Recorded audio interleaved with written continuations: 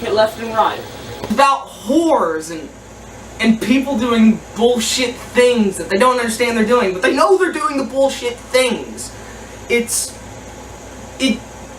about bullshit, absolute freaking bullshit. Hypocrites and pieces of shit like Tom. Tom is one of the biggest goddamn hypocrites I know. One of the biggest motherfucking hypocrites I've ever met any single day in my life. He's a slut. He's a whore. He's a piece of shit. And he didn't used to be a piece of shit, but he turned out to be a piece of shit.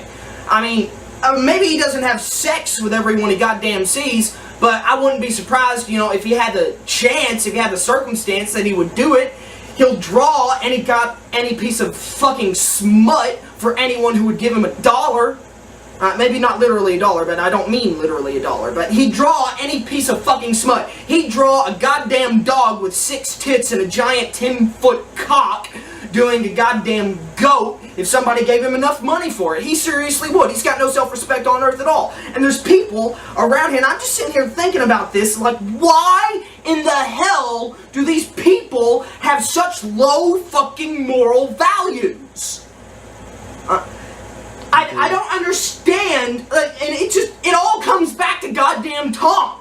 I know it's probably wrong, and I don't want to think like this, but Tom is the biggest motherfucking piece of shit I have ever seen any goddamn day in my life. He's the biggest goddamn hypocrite I've ever met. Somebody who beat the shit out of someone, and if they flicked him across the ear, he'd say, "Why the hell are you abusing me?"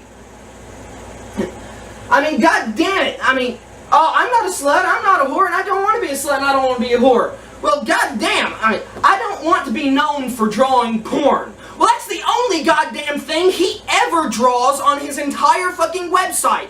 You look at his website, and the only goddamn thing he draws is porn, and to be perfectly honest, it's the only goddamn thing anybody knows him for drawing. Fucking goddamn, inflation porn and all this shit. And he's probably the most slut, but there's a better word for slut instead of just slut. What's the word I'm looking for? No, slut, whore, and harlot.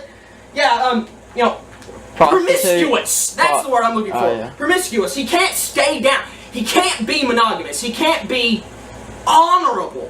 He doesn't have any fucking morals to stand for. A goddamn relationship that was, lasted up near, God knows how many goddamn years. We've known each other damn near 7, 8 years we've known each other.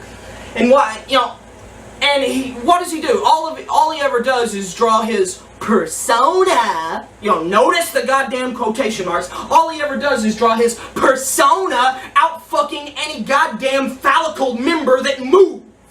It's the only damn thing he ever does. Sex, sex, sex, sex, sex, sex, sex, ice cream, sex, sex, sex, sex, sex, sex, cookies, sex, sex, sex, sex, sex, sex, art, sex, sex, sex, sex, sex, sex. That's all. That's it. That's all that has ever fucking existed with him. It's the only goddamn thing I ever see. And for the love of God, he doesn't respect a damn thing. There's a quote, Doctor Who, God, he loves this show, and I love this show too. And there's a quote from the episode Family of Blood. This little 10-year-old boy has just had a glimpse, a tiny fucking encounter with the greatest living being in all of goddamn existence. Literally, the greatest existing form of life that has ever existed in all of the universe and time ever. And he describes this existence. A 10-year-old boy. Absolute, almost pure innocence. Well, not pure innocence. But this 10-year-old human boy doesn't even know the world yet, doesn't even know his own world yet, much less the whole of the universe, and he encounters the greatest living creature in all of the universe. Just has a glimpse inside the mind of this creature, and he explains the existence of this creature, who he is, the Doctor. He's like fire and ice and rage. And what the hell does Tom do? This great fucking line. This absolute miracle of goddamn dialogue. The greatest thing that I wouldn't say I've ever heard in my life, but it's pretty goddamn good. And what does he use? He uses it as a reference for a goddamn faggot, submissive little slut. Yeah, slut! A slut! He uses it for a goddamn faggot, submissive slut with a hermaphrodite mistress after just having sex, bondage sex with her. He uses that to describe the bondage sex. No fucking respect for anything in the goddamn history of man! I just want to wring his motherfucking throat and gouge his eyes out with my thumbs! Cut the goddamn camera off! Okay. Dennis Leary made a good point a long while back about cigarettes. Why should everyone else worry about me smoking cigarettes? Hell, I'm the one that's getting the cancer. I'm not doing it around other people. Hell, restaurants used to have designated smoking areas just for people like me to give myself cancer. Sounds pretty goddamn good to me, but no. These freaking bastards say, well, we don't want you smoking inside our buildings because the smoke will drift over us and give us secondhand smoke. Like, whoa, so you get secondhand cancer because I'm smoking on one little stick, and it's probably the only smoke you're going to encounter within the next 10 months maybe, unless you work in a diner. Now, I can understand some bitch working in a diner, all she does is bust tables all damn day long, and what do you expect from her? Yeah, she's got a little problem with that. But a guy sitting in a Chinese restaurant, completely on the other side of the restaurant, and I'm sitting in this little tiny booth, just me and a few of my buddies, and I'm smoking a tiny little Camel Unfiltered, and they're over there screaming their head off because they're tired of all the smoke drifting over there. They get a little bit of smoke in their eyes, and what do they worry about? What is it that pisses them off? I might get cancer. Bullshit. Like hell, you would get anything to do with cancer, because that's the only smoke you're probably going to encounter for the next month, 2 months, maybe even 3 months. You have a better chance of catching lung cancer off of a coal fire that you stand over for 5 minutes. Seriously, instead of standing in front of my cigarette for 5 minutes. Hell, one thing that pisses me off more than absolutely everything about the entire cigarette fiasco are these goddamn commercials about, well, you know, cigarettes killed over 5 million people last year. Was it 5 million, 500 million, 5 billion? I don't give a shit. The world's overcrowded to begin with. The more people I say we get rid of, the better. That's the reason we get wars every couple of years. I've been saying it for a long time. Hell, we're overdue for a pretty goddamn good war. We had World War I, we had World War II, we had the Korean conflict, we had Vietnam, we had the Gulf War. It's about time we had another. World's getting a little overpopulated if you do ask me. And so, cigarettes, killing people. Here and there, cigarettes causing cancer and making so many different kinds of problems for everybody. Why don't you just let me smoke my cigarette in peace? How do you think I want to die? Do I want to die of cancer? No, but I don't want to die at 100 years old having a three-way either. That just doesn't seem like it. You know, it's very good for me. And one of the biggest things about this entire cigarette fiasco, as I said before, are these commercials. But the commercials aren't just, you know, well, cigarettes will kill you. It's probably a good idea if you stop smoking cigarettes. Yeah, it's a good idea if I stop smoking cigarettes, but you're shoving it down my throat, basically, you know. Why do you get a million body bags and dump them all out in front of a major tobacco corporation's place just so that major tobacco corporation can look down and say, there's a lot of body bags on the street. Maybe we should stop selling cigarettes. No, it's not going to work that way, and it's never going to work that way. And Dennis Leary made an absolutely beautiful point. I'm going to smoke the cigarette. I'm going to get the cancer. I'm the one that's going to die. It's not going to be you, and you're not going to be exposed to cigarettes your entire life like I am because I'm the smoker. I enjoy smoking cigarettes. It makes me happy. I enjoy the feeling the nicotine gives me, the rush of adrenaline, the calm, soothing vibe that comes over my body. Do I want to break into a store and kill people for a cigarette? No, God knows I don't. What will I do if I'm out of cigarettes? Well, I'll dig in my ashtray and I'll smoke the last end of a butt that's in that ashtray until I can go get myself some more cigarettes. Hell, even if I don't have cigarettes, well, what's the worst that's going to happen if I don't have cigarettes? Hey, I'm going to eat all the food in my fridge to compensate. That's a brilliant thing. You don't have withdrawal symptoms as bad as anything else. Hell, if you drink too much and you're trying to stop drinking, you get the TBs. If you do drugs or cocaine or anything like that, you start getting withdrawal symptoms. Cigarettes, what do you want to do if you don't have a cigarette? You want to eat. And one thing, more than absolutely anything that pisses me off, are these damn commercials I keep seeing about these people who are just shoving cigarette is bad, cigarette is bad, cigarette is bad, right down your freaking throat. You know, on one of these days, I'm gonna go to the making of one of these commercials and absolutely smoke a cigarette in every single face I can purposefully find. And when they say, why don't you want that cigarette smoke in my face? It's gonna give me cancer. Yell as loud as I can at the top of my lungs, no the fuck it's not.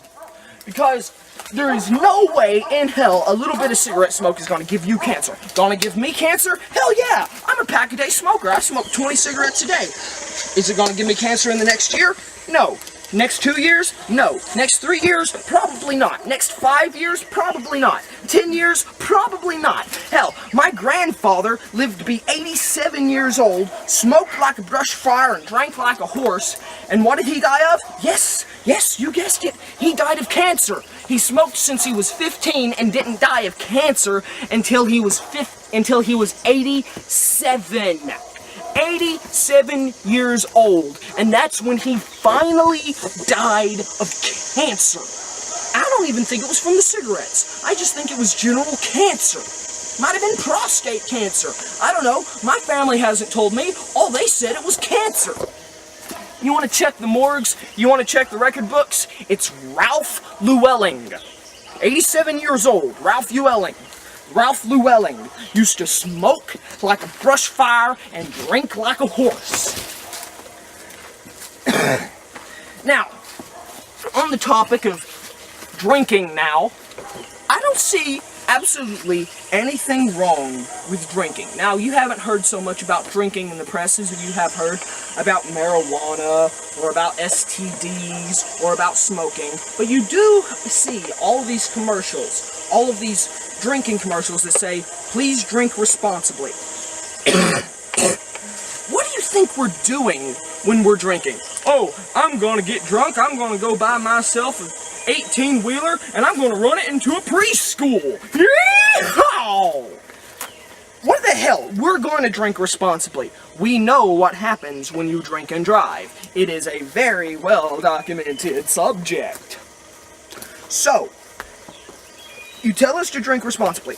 I respect that. You show us police commercials of the police saying, you drink, you drive, you lose.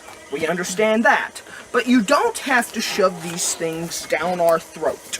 You treat the American public like we're absolute idiots. Granted, most of us are absolute idiots, but you happen to be the absolute idiots. Because what are you doing? Seriously, what are you showing to us? You're showing us that the only way you think you can communicate with us is by shoving absolutely everything you can down our throats that's bad about this product you don't want us to have. You do the same thing with products you do want us to have. Cereal. Hell, Cheerios. I love Cheerios. Cheerios are awesome. I grew up with Cheerios. But Cheerios is made with whole grains and will improve your heart and cholesterol. Do you really have to put that in every single Cheerios commercial?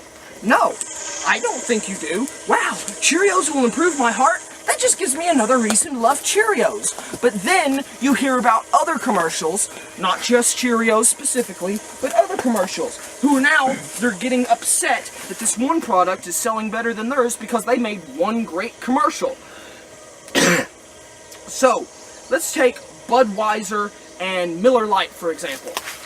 Budweiser used to have the Budweiser Frogs. Budweiser Frogs were very popular. Perhaps you saw a brand new Budweiser Frog every Super Bowl. Hell, some people watched the Super Bowl just for the commercials, and we loved the Budweiser Frog Super Bowl commercials. Miller. Well, Bud Light started selling very well during these during these Super Bowl commercials and the Budweiser Frogs franchise. Miller got really upset with that. So what did Miller do? Well, Miller started putting out a lot of slander against Budweiser. Alright, I can understand you wanting to promote your product as being better than another product. But do you really have to go out in front of Budweiser's main headquarters with a bunch of people screaming, "Miller Lite is better! Miller Lite is better!" No. What that does is that makes your product look like it's the piece of shit. I have not seen a Budweiser commercial yet that has defaced or devalued Miller Lite. I've seen the same thing with Coke and Pepsi. Now, let's take a couple of Coke commercials, for example. You have a bunch of kids who are sitting on top of a building. One of the kids has a guitar, and they start playing, "I'd like to buy the world a Coke and let everybody smile." Now, take a Pepsi commercial. You have a Pepsi truck and a Coca-Cola truck pull up against each other at a stoplight. The Coca-Cola truck turns up its radio a little bit louder than the Pepsi truck. It's playing classic rock. The Pepsi truck turns up its radio a little louder. It's playing rap and R&B. Well, Coca-Cola truck turns up its radio a little more. Pepsi truck turns up its radio a little more. Coca-Cola truck turns up its radio full blast. What does the Pepsi truck do? Huh? Does anybody remember this commercial? Why, the Pepsi truck shoots giant amps and speakers out its side and starts doing bounces with hydraulics. I remember that.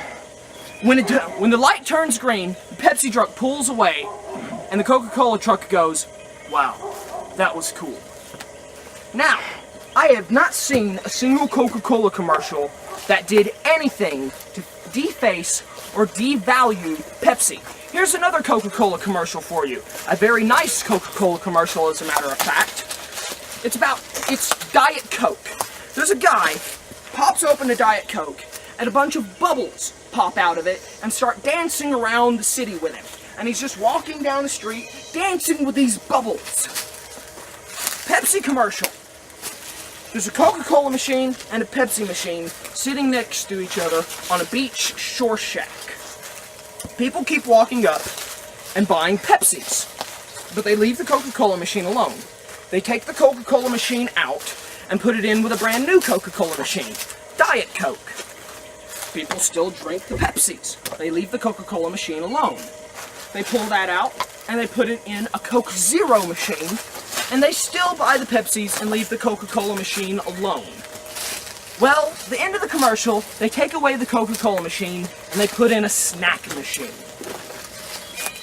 All Pepsi's saying in all of their commercials is, "We're better than Coke, we're better than Coke, we're better than Coke, we're better than Coke, we're better than Coke, we're better than Coke." What's Coca-Cola saying? We're not trying to be better than anybody. We're just putting out a good product and we hope you like it. Pepsi, we're better than Coke, we're better than Coke, we're better than Coke, we're better than Coke. You better believe we're better than Coke, we're better than Coke. Please tell us you like us better than Coca-Cola. Don't forget the Pepsi challenge. Oh, and the friggin' Pepsi challenge. I don't want to even get started on the Pepsi challenge. What pisses me off about Pepsi and Coca-Cola? Pepsi's trying to make themselves seem to be better off than Coca-Cola, while Coca-Cola is just sitting back and riding out on themselves. Now, why in all the world would you care if your product is better than someone else's product? I mean, I understand you want to make more profits than the other people, but do you really have to shout it at the top of your lungs, almost crying like little schoolgirls, "Our product is better"? That doesn't make me want to buy a Pepsi. Hell, as a matter of fact, that makes me want to buy more Coca-Cola. So Pepsi, do me a quick favor. Stop putting out commercials, period. As a matter of fact, I think your last big commercial involved Britney Spears. Look where that took you. Now, Coca-Cola, well, I just said everything I could about Coca-Cola. I have no problem with them, because every Coca-Cola commercial I've seen has been wholesome, warm, and downhearted. My favorite Coca-Cola commercial, as a matter of fact, is a bunch of penguins out in the Arctic dancing and having a rave and drinking Coca-Cola. And two polar bears, a mama and a baby, are sitting up on a hill watching. The baby takes a step forwards and starts sliding down the hill and slides right into the middle of the crowd of penguins. What happens? A little baby penguin walks out and gives the baby polar bear a Coca-Cola. Wow! And what does Pepsi do? We're better than Coke, we're better than Coke, we're better than Coke. Please tell us we're better than Coke. Set it off. Alright. As some of you might know, I am a very strong homosexual.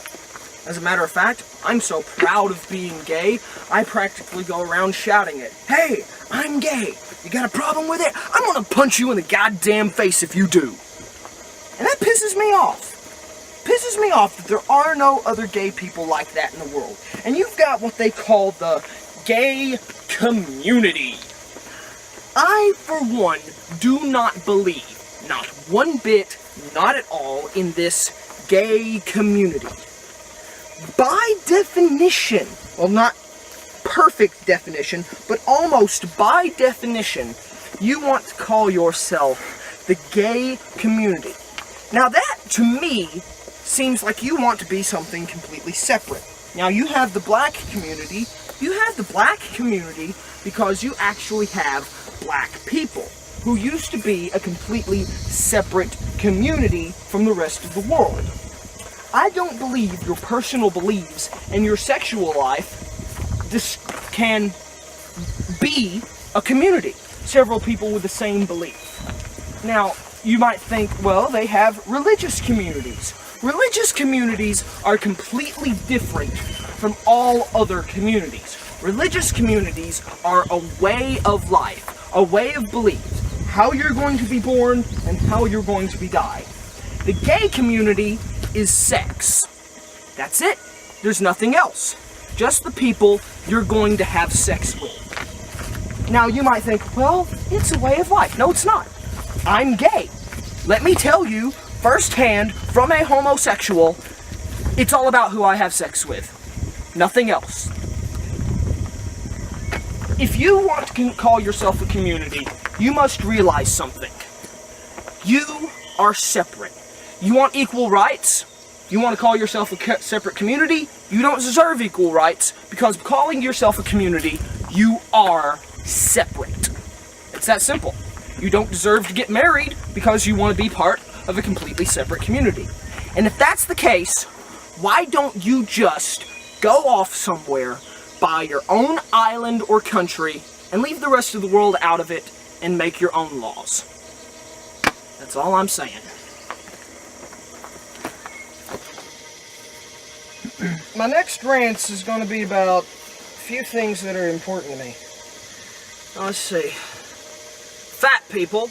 Not necessarily how fat people are a problem, but how everyone who thinks that fat people are a problem are the real problem. If you're fat, be happy with it. I'm happy the way I am, and if I was fat, I probably wouldn't care. The furry community. Now, I've done something about the gay community already. The furry community, well, if you really want to consider anything about the furry community, it's all about fetishes to begin with. Music. The only thing I'm going to say about this one is, smack my bitch up, she's a filthy hoe, is not music. I don't want to see the bling in your mouth. Weeaboos. Now, this is a B-tard thing. Basically, people from other countries who want to act and be Japanese. Seriously, move to the country already, or completely don't worry about it. Don't give a shit. I'll see you on my next rants.